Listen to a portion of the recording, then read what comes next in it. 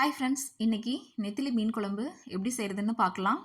இதுக்கு 10 பல் பூண்டு, 25 சின்ன வெங்காயம் தட்டி எடுத்து வச்சுக்கலாம்.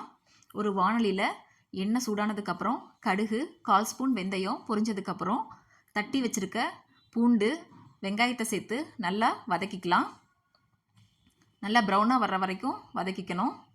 இப்போது அரைக்கிறதுக்கு ஒரு பெரிய வெங்காயம், 2 தக்காளி, 1 ஸ்பூன் ஜீரகம்,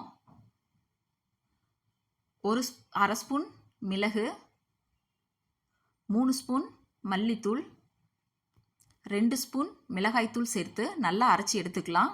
இப்போ அரைச்சி எடுத்ததை வெங்காயத்தோடு சேர்த்து நல்லா கலந்து விட்டுக்கலாம். ஒரு எலுமிச்சை அளவு புளி சேர்த்து மிக்ஸ் பண்ணிக்கலாம்.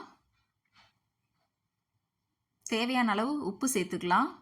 இப்போ குழம்பு நல்லா கொதிச்சு வரணும். குழம்பு நல்லா கொதிச்சு வந்ததுக்கப்புறம் கடைசியாக மீன் சேர்த்துக்கலாம்.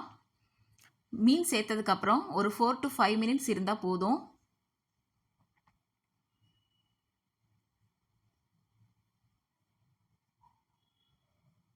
இப்போது சுவையான நெத்திலி மீன் குழம்பு ரெடி.